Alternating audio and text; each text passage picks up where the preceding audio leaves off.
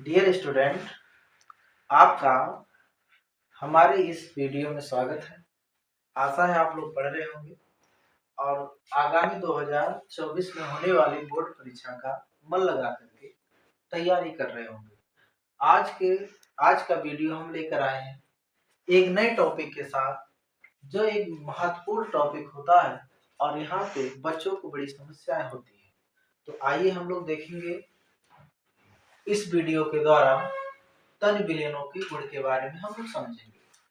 तो सबसे पहले आप लोग जानते ही हैं तन विलयन क्या होता है। इसके बारे में हम लोग इसे पिछले वीडियो में देख चुके थे। हमारे पिछले लेक्चर में हम लोगों ने तन विलयनों के बारे में सीखा था। यहाँ पर हम लोग जानेंगे कि ये तन विलयनों के गुण क्या होते हैं, यानी तन विलयन किन किन गुणों पर लागू होता है, उसके बारे में हम लोग इस वीडियो में देखेंगे। तो देखिए तन विलयन क्या तन विलयनों के गुण किस पर लागू होते हैं। तो देखिए द्रव विलायकों में अवाष्पशील विलयों के तन विलयनों के गुण निम्नलिखित हैं। क्या होता है, द्रव विलायक है, अगर आपका विलायक द्रव है और उसमें यदि आप अवाष्पशील विलय मिलाते हैं तो उस प्रकार जो तन विलयन आपका प्राप्त होता है वह निम्न गुणों पर निर्भर करता है। एक बार फिर से समझ लेंगे, यदि द्रव विलायक हो आपका और उसमें आप अवाष्पशील विलय को घोलते हैं तो इसके पश्चात जो आपको तन विलयन प्राप्त होता है उसके गुण निम्नलिखित होते हैं। पहला आप जानेंगे वाष्प दाब का अवनमन, जिसे आप लोग लोअरिंग ऑफ वेपर प्रेशर भी कह सकते हैं। दूसरा होता है क्वथनांक का उन्नयन, जिसे हम लोग क्या कहते हैं इंग्लिश में एलिवेशन ऑफ बॉइलिंग पॉइंट कहते हैं। तीसरा होता है मेरे बाबू हिमांक का अवनमन, जिसे हम लोग कहते हैं डिप्रेशन ऑफ फ्रीजिंग पॉइंट। और चौथा है प्रासरण एवं प्रासरणता। तो ये सभी जो होते हैं तन विलयनों के गुण को प्रदर्शित करते हैं। तो आइए बारी बारी सबसे पहले हम लोग क्या करेंगे, वाष्प दाब के अवनमन के बारे में पढ़ेंगे। तो इसके आगे हम लोग किसके बारे में पढ़ेंगे, वाष्प दाब के अवनमन के बारे में पढ़ेंगे। तो मेरे प्यारे बच्चों, हम लोग देखेंगे तन विलयनों के गुण में से एक महत्वपूर्ण टॉपिक, जिसे हम लोग किसके नाम से जानते हैं, वाष्प दाब का अवनमन, और इसे क्या बोला जाता है, लोअरिंग ऑफ वेपर प्रेशर से भी लिखा जाता है। तो मेरे बच्चों, हम लोग सीखेंगे वाष्प दाब के अवनमन के बारे में। देख लीजिए, मान लीजिए आपके पास क्या हो, एक पात्र हो जिसमें आपने क्या किया हो, शुद्ध विलायक लिया हो। इस पात्र में आपका क्या है, शुद्ध विलायक हो। एक दूसरे पात्र में आप क्या ले लेते हैं, विलेय पदार्थ को लेते हैं और इसको आप क्या करते हैं, शुद्ध विलायक में मिला देते हैं। तो जब आप इसमें मिलाते हैं तो आपको क्या प्राप्त हो जाता है, विलयन प्राप्त होता है। क्या प्राप्त हो जाता है, विलयन। तो यहाँ से परिभाषा क्या निकल के आती है, जब किसी शुद्ध विलायक में कोई विलेय पदार्थ मिलाया जाता है, जब किसी शुद्ध विलायक में कोई विलेय पदार्थ मिलाया जाता है तो प्राप्त विलयन का वाष्प दाब, तब प्राप्त विलयन का वाष्प दाब शुद्ध विलायक के वाष्प दाब से कम हो जाता है। तब प्राप्त विलयन का वाष्प दाब शुद्ध विलायक के वाष्प दाब से कम हो जाता है। वाष्प दाब में हुए इस कमी को वाष्प दाब का अवनमन कहा जाता है। दोबारा से देखेंगे अब आप लोग, जब किसी शुद्ध विलायक में, यहां से देखिए, जब किसी शुद्ध विलायक में कोई विलेय पदार्थ मिलाया जाता है, जब किसी शुद्ध विलायक में कोई विलेय पदार्थ मिलाया जाता है तब प्राप्त विलयन का वाष्प दाब शुद्ध विलायक के वाष्प दाब से कम हो जाता है। वाष्प दाब में हुए इस कमी को वाष्प दाब का अवनमन कहा जाता है। क्या कहा जाता है, वाष्प दाब का अवनमन कहा जाता है। मान लीजिए मेरे बच्चों कि यदि किसी क्या हो जाता है, शुद्ध विलायक का वाष्प दाब कितना हो, P0 हो, और विलयन का वाष्प दाब कितना हो, PS हो, तो आप लिख सकते हैं वाष्प दाब का अवनमन। वाष्प दाब का अवनमन, वाष्प दाब वाष्प दाब का अवनमन बराबर क्या हो जाएगा, P naught minus P S, क्योंकि जो विलयन का वाष्प दाब प्राप्त हो रहा है यह शुद्ध विलायक के वाष्प दाब से क्या हो जा रहा है, कम हो जा रहा है। तो दोबारा सुनेंगे, जब किसी शुद्ध विलायक में कोई विलेय पदार्थ मिलाया जाता है तब प्राप्त विलयन का वाष्प दाब शुद्ध विलायक के वाष्प दाब से कम हो जाता है, अर्थात शुद्ध विलायक का जो वाष्प दाब रहेगा वो ज्यादा रहेगा और जो आपको विलयन प्राप्त हो रहा है उसका वाष्प दाब कम रहेगा। यदि शुद्ध विलायक का वाष्प दाब पी नॉट हो और विलयन का वाष्प दाब कितना हो, पीएस हो, तो आप लिख सकते हैं वाष्प दाब का अवनमन बराबर पी नॉट माइनस पीएस लिख सकते हैं। तो आइए बच्चों हम लोग इसके आगे देखते हैं। एक टॉपिक और आता है आपेक्षिक वाष्प दाब का अवनमन, आपेक्षिक वाष्प दाब का अवनमन, जिसे रिलेटिव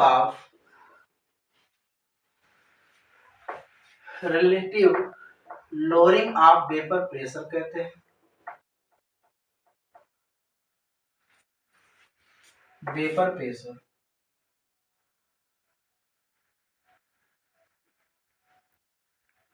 कह देते हैं।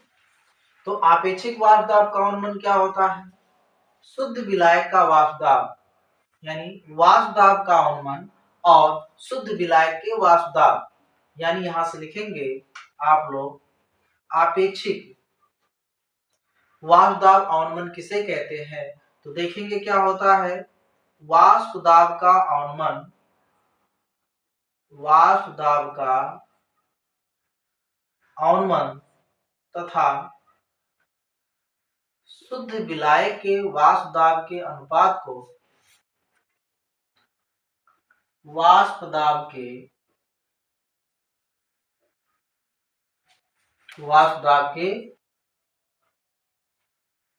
अनुपात को आपेक्षिक वाष्प दाब का अवनमन कहा जाता है। दोबारा देखेंगे, वाष्प दाब का अवनमन तथा शुद्ध विलायक के वाष्प दाब के अनुपात को आपेक्षिक वाष्प दाब का अवनमन कहा जाता है। यहीं पर लिखेंगे आप लोग, अतः आपेक्षिक वाष्प दाब का अवनमन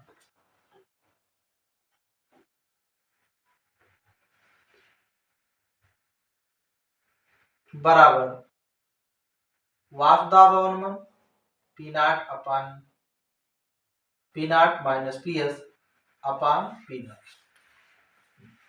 तो यहां पर क्या हो गया, आपेक्षिक वाष्प दाब का जो अवनमन प्राप्त हुआ उसे हम लोगों ने देखा कि वाष्प दाब का अवनमन P naught minus P S तथा शुद्ध विलायक के वाष्प दाब, आपका शुद्ध विलायक का वाष्प दाब कितना है, पी नॉट, तो आपेक्षिक वाष्प दाब का जो अवनमन प्राप्त हुआ P naught minus P S अपान क्या प्राप्त हो जाएगा, पी नॉट। तो चलिए हम इसको एक बार और देख लेते हैं। हमने देखा कि वाष्प दाब का अवनमन क्या होता है। तो देखेंगे, जब किसी शुद्ध विलायक में कोई विलेय पदार्थ मिलाया जाता है तब प्राप्त विलयन का वाष्प दाब शुद्ध विलायक के वाष्प दाब से कम हो जाता है। वाष्प दाब में हुए इस कमी को वाष्प दाब का अवनमन कहा जाता है। क्या कहा जाता है, वाष्प दाब का अवनमन कहा जाता है। यदि शुद्ध विलायक का वाष्प दाब कितना हो, पी नॉट हो, और विलयन का वाष्प दाब कितना हो, पीएस हो, तो आप लिख सकते हैं वाष्प दाब का अवनमन बराबर पी नॉट माइनस पीएस। इसके बाद हम लोगों ने देखा आपेक्षिक वाष्प दाब का अवनमन, जिसे relative lowering of vapour pressure कहा जाता है। तो यहाँ पर क्या होता है, यहाँ ये होता है कि वाष्प दाब का जो अवनमन है और जो शुद्ध विलायक के वाष्प दाब होता है, इन्हीं के अनुपात को हम लोग आपेक्षिक वाष्प दाब का अवनमन कहा जाता है, जिसे क्या बोला जाता है, आपेक्षिक वाष्प दाब का अवनमन कहा जाता है। ठीक, हम लोग देखेंगे कि जो आपेक्षिक वाष्प दाब का अवनमन होता है, इसके संबंध में राउल्ट ने क्या किया था, एक नियम प्रस्तुत किया था। राउल्ट ने आपेक्षिक वाष्प दाब अवनमन के संबंध में एक नियम प्रस्तुत किया। ठीक है, तो राउल्ट के नियम के अनुसार क्या होता है, राउल्ट के नियम के अनुसार, राउल्ट के नियम के अनुसार आपेक्षिक वाष्प दाब अवनमन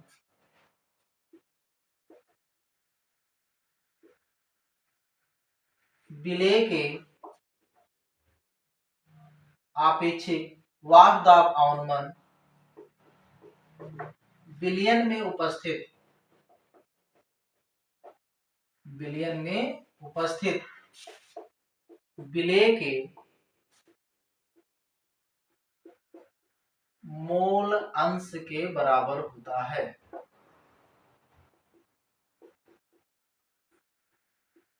मोल अंश के बराबर होता है। अर्थात हम लोग देखते हैं कि आपेक्षिक वाष्प दाब अवनमन क्या है, P naught minus P S अपान पी नॉट आपको प्राप्त हो गया। यह किसके बराबर होता है, विलयन में उपस्थित विलेय के मोल अंश के। तो विलेय के जब मोल अंश की गणना करना होता है तो विलेय के मोल को ऊपर लिखते हैं और नीचे विलेय और विलायक दोनों के मोल को लिखा जाता है। परंतु आप लोग ये भी जान लीजिए कि जो राउल्ट का नियम होता है, राउल्ट का नियम केवल तन विलयनों के लिए लागू होता है, विलयनों पर लागू होता है।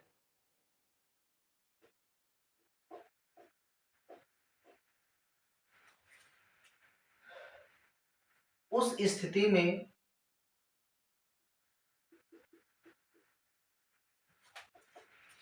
विलय में, उस स्थिति में विलयन में विलय की मात्रा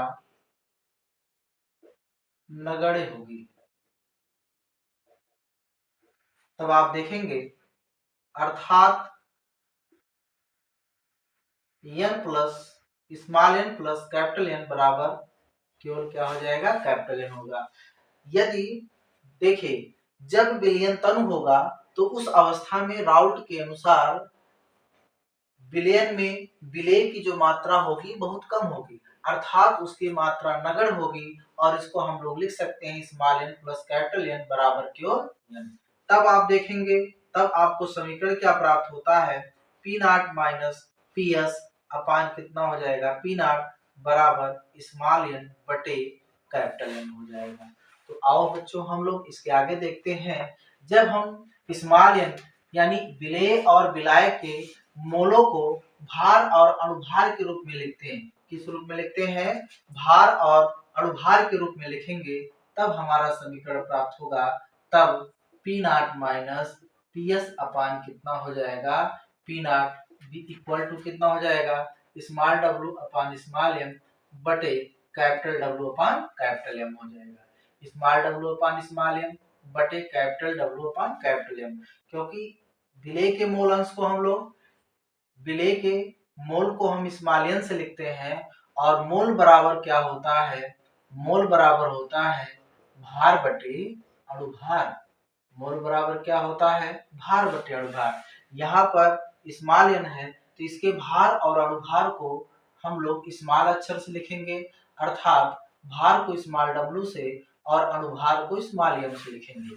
यहाँ पर कैपिटल N है तो उसके लिए भार को हम लोग क्या करेंगे, कैपिटल W से लिखेंगे और अणुभार को हम लोग किससे लिखेंगे, कैपिटल M से लिखेंगे। अब इसका मान जब इस समीकरण में रखा गया तो हमें प्राप्त हुआ स्मॉल w अपान स्मॉल m बटे कैपिटल W अपान कैपिटल M हो गया। इसी को आप इस तरह भी लिख सकते हैं, P naught minus P S अपान पी नॉट बराबर हो जाएगा स्मॉल w गुणे क्या हो जाएगा, कैपिटल M बटे स्मॉल m गुणे क्या हो जाता है, कैपिटल W होता है।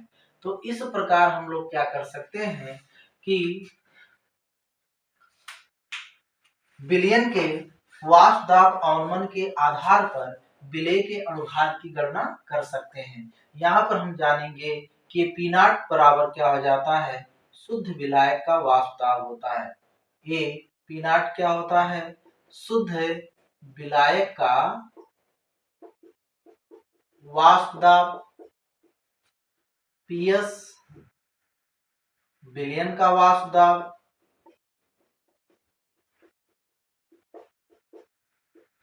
स्मॉल w विलेय का भार, स्मॉल m विलेय का अनुभार, कैपिटल W विलायक का भार, कैपिटल M